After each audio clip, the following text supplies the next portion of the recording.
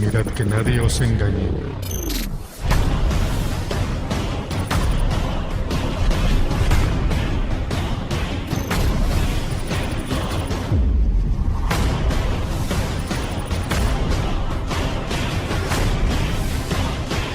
Porque no vendrá sin que antes venga la apostasía.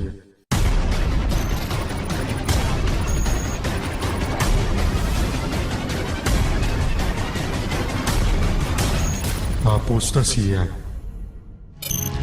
Levante su mano. Empiece no a declarar, sino a desatar mandatos. Becas a la existencia, negocios a la existencia. Vamos.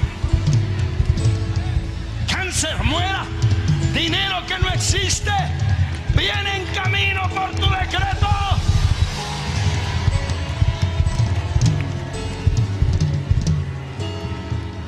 Shita rapakashita. My God, I feel the power in my mouth. I feel the power in my mouth. ¿Cuántas veces no hemos escuchado las frases: yo declaro que todo lo que haga prosperará? Declaro bendición sobre mi hogar y mi familia. Declaro que Satanás no me tocará. Declaro que ninguna enfermedad me afectará. Declaro bienestar y prosperidad, etc. ¿Pero realmente esa práctica es bíblica? El único que tiene el poder de decretar o declarar es Dios, porque Él es el Rey de Reyes, el único Dios y soberano. Nadie le da instrucciones de qué hacer. Él tiene el poder y la autoridad para realizar lo que le plazca. Deuteronomio 26:16 dice: Jehová tu Dios te manda hoy que cumplas estos estatutos y decretos. Cuida pues de ponerlos por obra con todo tu corazón y con toda tu alma. Aquí vemos que el único que manda y decreta es Dios. Nosotros como pueblo nos corresponde cumplir y poner por obra sus mandatos. Hoy en día escuchamos con más frecuencia que el pastor o líder quiere tomar el lugar de Dios declarando y decretando lo que la gente quiere oír. En muchos de los casos son palabras de bienestar y prosperidad a corto plazo. ¿Será bíblico decretar prosperidad, éxito empresarial o felicidad? Todas estas supuestas declaraciones interrumpen el plan que Dios tiene para cada uno de nosotros. Nadie puede ocupar el lugar de Dios. Nadie en este mundo decide qué pasa o pasará en nuestras vidas. Estas congregaciones basan su doctrina en una errada interpretación de Apocalipsis 1:6 que dice: y nos hizo reyes y sacerdotes para Dios. A Él sea gloria e imperio por los siglos de los siglos. Amén. Con esto enseñan que como hijos de Dios tenemos el derecho de ser reyes, de ejercer poder y autoridad en su nombre para resolver problemas, circunstancias adversas, para atar y desatar, que con nuestra boca tenemos que confesar lo positivo y que nadie nos puede tocar, pues supuestamente somos reyes y sacerdotes. El problema en este pasaje es la traducción. Si tomamos en cuenta que Juan escribía a las asambleas de los nuevos creyentes de ese entonces, el idioma que más predominaba era el griego. En los manuscritos originales encontramos lo siguiente: Él ha hecho de nosotros un reino de sacerdotes para Dios su Padre. A Él sea toda la gloria y el poder por siempre y para siempre. Amén. Incluso en la primera traducción al griego utilizan la palabra basilea, que quiere decir reino. Entonces realmente Dios ha hecho de nosotros un reino de sacerdotes a su servicio. Recordemos que un sacerdote es una persona apartada para servirle a Dios. Más adelante, en Apocalipsis 5:10, repite las mismas palabras: y la has transformado en un reino de sacerdotes para nuestro Dios, y reinarán sobre la tierra. Recordemos que los que resucitemos en el reino milenio, reinaremos junto con Él. Esto lo reforzamos con Apocalipsis 20:6 que dice: bienaventurado y santo el que tiene parte en la primera resurrección. La segunda muerte no tiene potestad sobre estos, sino que serán sacerdotes de Dios y de Cristo y reinarán con Él 1000 años. Entonces concluimos que la participación de cada persona encargada de proclamar el mensaje de Dios no debe de ser decretar. Más bien, su deber es informar acerca de los decretos y estatutos de Dios. Continuando con esta investigación, encontramos que Dios Padre ya había establecido estas palabras a su pueblo y la encontramos en Éxodo 19:6 que dice: «Y vosotros me seréis un reino de sacerdotes y gente santa». Estas son las palabras que dirás a los hijos de Israel. Podemos concluir que Juan no estableció nada nuevo en las Escrituras, sino que escribió en el Apocalipsis las palabras que Dios ya había establecido desde un inicio. Recordemos que la Biblia se interpreta por sí misma y no puede contradecirse. Al autonombrarnos reyes, le estaríamos restando autoridad al único Rey de Reyes y Señor de Señores. No podemos ir en contra de lo que Dios ya estableció. Otra cita favorita de este movimiento carismático y positivista lo encontramos en Juan 14:12, que dice: de cierto os digo, el que en mí cree, las obras que yo hago, él las hará también, y aún mayores hará, porque yo voy al Padre. Con esto se basan en que tenemos la autoridad de hacer cosas mayores a las que él hizo. Enseñan que tenemos más poder que Cristo. Pero si ponemos atención al versículo, no se refiere a maravillas o prodigios que pudieran hacer a diestra y siniestra estos pseudopredicadores. ¿A qué se refiere entonces Jesús con esta cita? Es obvio que a la promulgación de la palabra y a los milagros como evidencia del reino de Dios en esta tierra, mas no como práctica preponderante en los milagros, pues nadie ha podido hacer más de lo que él hizo. La clave está en la parte donde dice: las obras que yo hago. ¿Qué obras, tareas o trabajos vino a hacer? A predicar el mensaje de salvación del Padre y a hacer su voluntad. Y más adelante dice: porque yo voy al Padre. Se refiere que al subir a la diestra del Padre ya no podría continuar con su trabajo de predicar físicamente. Entonces no se refiere a milagros, prodigios o poder, solamente a la extensión de su reino, es decir, a la expansión de su mensaje, a abarcar mayor territorio y esparcimiento de su palabra. El alcance que tuvo Pablo en sus viajes misioneros fue mayor al de Jesús. Hoy en día se predica a más gente en todo el mundo, y todo esto gracias al Espíritu Santo que nos dejó el Padre. En los siguientes versículos vemos que todo lo que pidamos debe de ser en su nombre, siempre y cuando hagamos su voluntad. El peligro de estas congregaciones es el uso excesivo de decretar positivo. Usted debe saber que estas prácticas se basan en la metafísica de Aristóteles, y todo ello carece de significado bíblico y espiritual. Desgraciadamente, estas enseñanzas se han metido a las congregaciones sutilmente, maquilladas con versículos fuera de contexto. Si se tratara de declarar o decretar positivo, ¿dónde quedan las instrucciones que Dios estableció? Tristemente, muchos creyentes quieren resultados rápidos, pero la vida en obediencia va más allá de establecer conductas positivistas. Ser obediente a lo que Jehová estableció trae bendición. Encontramos un ejemplo en Salmos 1:3. Será como árbol plantado junto a corrientes de agua, que da su fruto en su tiempo y su hoja no cae, y todo lo que hace prosperará. Entonces, no son los decretos o declaraciones, es la obediencia la que nos traerá lo mejor. Solo debemos someternos a su voluntad. Sabemos que también vendrán pruebas, pero estas no deben apartarnos de su propósito. Vemos un claro ejemplo en la vida de Job, que a pesar de ser justo y obediente tuvo adversidades, pero jamás blasfemó el nombre de Dios ante sus pruebas.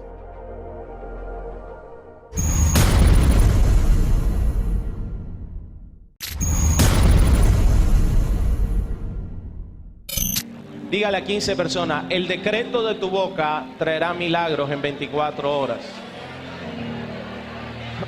Ahora, algunos más atrevidos van a decir: los milagros vendrán en 24 minutos o en 24 segundos, no sabemos, pero van a venir milagros. Yo declaro que la atmósfera de muchos aquí habrá cambiado. Yo declaro que veredictos habrán sido cambiados.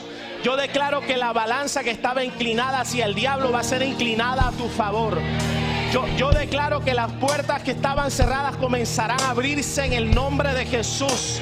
Comenzarán a abrirse puertas de oportunidad, puertas de buenas noticias. Prepárate, mañana a las 12:45 recibirás llamadas, recibirás, alguien te va a llamar para que vengas a firmar algo, para darte buenas noticias, para un nuevo contrato, para una puerta abierta o para darte la llave de esa nueva casa, de ese nuevo negocio, de ese nuevo carro.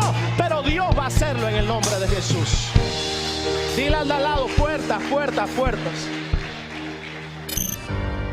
Tristemente, con más frecuencia vemos en las congregaciones que las prácticas de declaración positiva están siendo más utilizadas que la palabra de Dios. Otro pasaje en el que se basan es el siguiente: porque de cierto os digo que cualquiera que dijere a este monte, quítate y échate en el mar, y no dudar en su corazón, sino creyere que será hecho lo que dice, lo que diga le será hecho. Qué fácil se oye, ¿verdad? Aquí diríamos que con el hecho de dar una orden creyéndola se tiene que cumplir. Pero si leemos el contexto veremos que la enseñanza que Cristo nos dejó es la de pedir en oración al Padre. Lo vemos en el siguiente versículo. Por tanto os digo que todo lo que pediréis orando, creed que lo recibiréis y os vendrá. Claramente dice pedir orando, no declarándolo ni confesándolo. Usted debe orar. Recordemos que orar es establecer una plática con Dios. Platique con Dios, no declare ni decrete. En Juan 15:7 vemos las condiciones para que lo que pidamos sea cumplido. Si permanecieses en mí y mis palabras permanecen en vosotros, pedid todo lo que queréis y os será hecho. Todo lo que pidamos está sujeto al Padre siempre y cuando permanezcamos en Él y en su palabra. Ahora, ¿acaso todo lo que pida se me concederá? La respuesta la tenemos en 1 de Juan 5:14, y esta es la confianza que tenemos en Él, que si pedimos alguna cosa conforme a su voluntad, Él nos oye. En otras palabras, Él nos dice que pidamos confiadamente, mas no declarar ni decretar. Dios concede las peticiones que van conforme a su voluntad, no conforme a nuestra voluntad ni conveniencia. Otro ejemplo de petición la vemos en Santiago 4:3. Pedís y no recibís, porque pedís mal, para gastar en vuestros deleites. ¿Acaso Dios quiere que nos perdamos en nuestros propios deleites? Dios no cumple caprichos personales, solo en lo que nos va a edificar para hacer su voluntad. Lamentablemente, en estas iglesias se hace un hincapié en la confesión positiva. Enseñan que debemos negar cualquier situación adversa e incluso rechazar la enfermedad, pues supuestamente nos estamos atando y si alguien hace algo que contradiga esa enseñanza, lo reprenden. Echando un vistazo a las Escrituras, el mismo Pablo nos describe su enfermedad y la acepta como parte del plan que Dios tenía para él. Lo comprobamos en 2 de Corintios 12 del 7 al 9. Y para que la grandeza de las revelaciones no me exaltase desmedidamente, me fue dado un aguijón en mi carne, un mensajero de Satanás que me abofetee, para que no me enaltezca sobremanera, respecto a la cual 3 veces he rogado al Señor que lo quite de mí. Y me ha dicho, bástate mi gracia, porque mi poder se perfecciona en la debilidad. Por tanto, de buena gana me gloriaré más bien en mis debilidades, para que repose sobre mí el poder de Cristo. Aquí vemos que jamás aplicó la supuesta confesión positiva. Más adelante, en Gálatas 4:13 confirma su enfermedad. Pues vosotros sabéis que a causa de una enfermedad del cuerpo os anuncié el evangelio al principio. Inclusive hay más pasajes donde la enfermedad estaba presente en la iglesia primitiva. Santiago recomendaba la oración como forma de sanar a los enfermos. Lo vemos en Santiago 5:14-15. ¿Está alguno enfermo entre vosotros? Llame a los ancianos de la iglesia y oren por él, ungiéndole con aceite en el nombre del Señor. Y la oración de fe salvará al enfermo, y el Señor lo levantará, y si hubiese cometido pecados, le serán perdonados. Nunca dice, decreten sobre toda enfermedad, decreten que son sanos o nieguen sus dolencias. Al contrario, nos dice, la oración de fe salvará al enfermo. Otro pasaje en el que se respaldan para enseñar que nuestra palabra tiene poder es en Romanos 4:17. Como está escrito, Te he puesto por padre de muchas gentes delante de Dios, a quien creyó, el cual da vida a los muertos y llama las cosas que no son como si fuesen. Leyendo el contexto, Pablo habla sobre la fe, poniendo como ejemplo a Abraham, quien creyó a lo que Dios le prometió, pero en particular en este versículo describe dos cosas que solo Dios puede hacer: vida y creación. ¿Quién da la vida a los muertos? ¿Quién llama las cosas que no son como si fueran? Solo Dios tiene el poder de hacer tales sucesos. Él tiene el poder y autoridad de crear algo de la nada. Nosotros no tenemos tales cualidades. Únicamente nos debemos someter a Él, obedecer su palabra y creer en que Él lo hará conforme a su perfecta voluntad, así como Abraham creyó que lo haría padre de multitudes. Astutamente, a alguien se le ocurrió enseñar que nosotros podemos llamar las cosas que no son como si fuesen, cuando realmente Pablo se estaba refiriendo al poder de Dios. También es muy común escuchar esto: todo lugar que pisare la planta de vuestro pie será vuestro. Lo utilizan comúnmente en las campañas de alcance para ganar nuevos adeptos y conquistar colonias o ciudades. Pero no es más que una mala interpretación de Deuteronomio 11:24. Todo lugar que pisare la planta de vuestro pie será vuestro, desde el desierto hasta el Líbano, desde el río Éufrates hasta el mar occidental serán vuestro territorio. Jehová está prometiendo a su pueblo un territorio. Más adelante en Josué 1:3-4, Dios confirma: yo os he entregado, como lo había dicho a Moisés, todo lugar que pisare la planta de vuestro pie, desde el desierto y el Líbano hasta el gran río Éufrates, toda la tierra de los heteos hasta el gran mar donde se pone el sol, será vuestro territorio. Mira para ese lado, mira para allá, ¿quién está? Mira el faraón. Ay, mira para este lado los egipcios, el diablo y sus demonios y toda la maldad del mundo. Pero mira, Jehová en esta noche se ha complacido de abrirte el mar para que caminen seco. Ay, ay, mira cómo se abrió. Mira, para que cruce en seco. Ay, ay, ay, recibe. Ay, Dios mío, ay, Dios mío. Ay, qué gloria, qué gloria.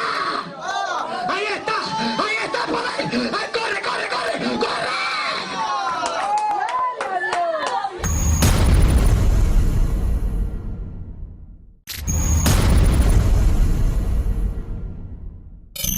Es tiempo de que usted deje de sugerirle a la escasez, deje de estarle pasándole la mano a la pobreza y a la autocompasión. Y es tiempo de que usted agarre a los que están atrás a desatar mandatos.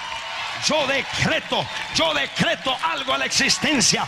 Yo decreto órganos a la existencia. Yo decreto millones a la existencia. Yo decreto negocios a la existencia. Yo decreto vida a la existencia. Yo decreto, come on.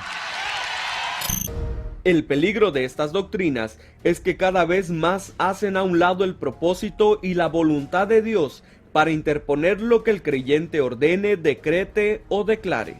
Pero esta falsa doctrina ya existía desde la antigüedad y lo exponía Santiago. Vamos ahora, los que dices, hoy y mañana iremos a tal ciudad y estaremos allá un año y negociaremos y ganaremos, cuando no sabéis lo que será mañana. Porque ¿qué es nuestra vida? Ciertamente es neblina que se parece por un poco de tiempo y luego se desvanece. En lugar de lo cual deberíais decir, si el Señor quiere, viviremos y haremos esto o aquello. Pero ahora os jactáis en vuestras soberbias. Toda jactancia semejante es mala. Santiago pudo identificar que unos se jactaban diciendo que harían y ganarían, algo así como declarar lo positivo. A estos que pensaban así les dijo, si el Señor quiere, viviremos y haremos esto o aquello. Pablo también enfatiza en la frase si Dios quiere. Primera de Corintios 16:7 dice, pues no deseo veros ahora solo de paso, porque espero permanecer con vosotros por algún tiempo, si el Señor me lo permite. Hebreos 6:3 dice, y esto haremos si Dios lo permite. Otro ejemplo que distorsionan astutamente lo encontramos en Marcos 16:17-18. Y estas señales seguirán a los que creen. En mi nombre echarán fuera demonios. hablarán nuevas lenguas, tomarán en las manos serpientes, y si bebieren cosa mortífera, no les hará daño. Sobre los enfermos pondrán sus manos y sanarán. Con estos versículos enseñan que tenemos toda autoridad de hacer tales cosas si creemos en Él. Le dan más importancia a las señales, los milagros, y prometen sanidad sin tomar en cuenta el evangelio de salvación. Si leemos el contexto, Cristo les habla a sus apóstoles que habían caído en desánimo. Incluso dudaron cuando escucharon que ya había resucitado. Jesús les reprocha su incredulidad y la dureza de su corazón. Aquí lo más importante es creer en Él. Después lo primero que hace es mandarlos a predicar el evangelio. En el verso 15 lo confirmamos: id por todo el mundo y predicad el evangelio a toda criatura. Enseguida les dice que los que creyeren serán salvos. Eso es lo más importante del evangelio de Cristo: creer y ser salvos. Las señales o milagros vienen después. Note que jamás dice declaren o decreten, sino en mi nombre. Recordemos que nosotros no hacemos los milagros. Dios es quien los hace de acuerdo a su perfecta voluntad. En cuanto al versículo que dice, tomarán en las manos serpientes y si bebieren cosa mortífera no les hará daño, ha habido casos en que algunas congregaciones, con tal de ganar adeptos, buscan el peligro y ofrecen show con serpientes, dando a entender que ahí está el poder de Dios. Cristo no nos mandó a buscar el peligro, ni dar show ante los demás con serpientes. Cuando dijo eso, fue para darnos la seguridad de que si vamos a predicar su palabra, nada ni nadie nos podrá hacer daño. Él nos garantiza protección si somos fieles servidores. Un ejemplo lo vemos en Hechos 28, 3 al 5.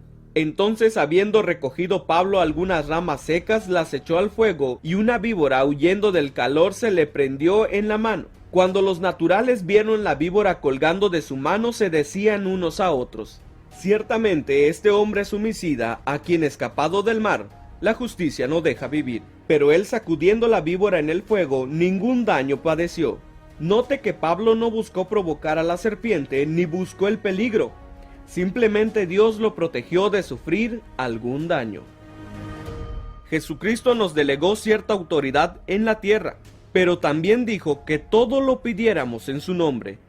Lo más importante que nos enseñó fue a orar, a tener una comunión con el Padre, a acercarnos a Él con toda confianza, siempre sometidos a su señorío y su palabra. Algunos de los apóstoles discernían sobre los tiempos peligrosos. Si en verdad fuera eficaz la enseñanza de decretar cosas buenas, ¿por qué no lo hicieron en su momento? Al contrario, ellos exhortaban y prevenían a los hermanos. No todas sus palabras eran de bienestar y prosperidad como quieren promover hoy en día. Lo único que Dios nos pide es fe y obediencia. Algunos malos hábitos que se han filtrado en las congregaciones son las enseñanzas que basan su doctrina en el poder de la afirmación o la ley de la atracción. Afirman que Dios quiere que todos los creyentes se pongan la mejor ropa, manejen los mejores autos, que no tienen que sufrir problemas financieros. Dicen que pueden ordenar al enemigo que quite las manos de su dinero. En pocas palabras, que el creyente puede tener resuelta cualquier cosa que desee. Se enseña que la fe es la llave para obligar a Dios a actuar en nuestras peticiones, y que si te está yendo mal o no prosperas, es porque vives en pecado o tienes pecados ocultos. Pero como ya hemos visto anteriormente, esto no tiene sustento bíblico. Si en su congregación hacen uso de estas prácticas, tenga cuidado, pues el énfasis en la confesión positiva tiende a incluir palabras que hacen parecer que el hombre es soberano y que Dios es el siervo. Esto pone al creyente en una posición de usar a Dios en vez de rendirse a Él mismo para ser usado por Él. Dios es Dios. Nadie puede convencerlo ni darle instrucciones de qué debe hacer. La autoridad del creyente existe solo en la voluntad y en la obediencia a Dios, y es responsabilidad del creyente descubrirla y confrontarla aún en las situaciones difíciles. Recordemos cómo Jesús en el Getsemaní deseaba no pasar por el sufrimiento, pero aceptó la voluntad y el plan que el Padre ya le había anunciado. Cuando los creyentes reconocen el señorío de Dios y se preocupan debidamente en hacer su voluntad, no habla en términos de afirmación, declaración o decretar positivo para obligar a Dios a que actúe, sino hablan de convertirse en siervos obedientes y desean ser instrumentos en las manos de Dios. Pablo nos recomienda en Efesios 5:17: por tanto, no seáis insensatos, sino entendidos de cuál sea la voluntad del Señor.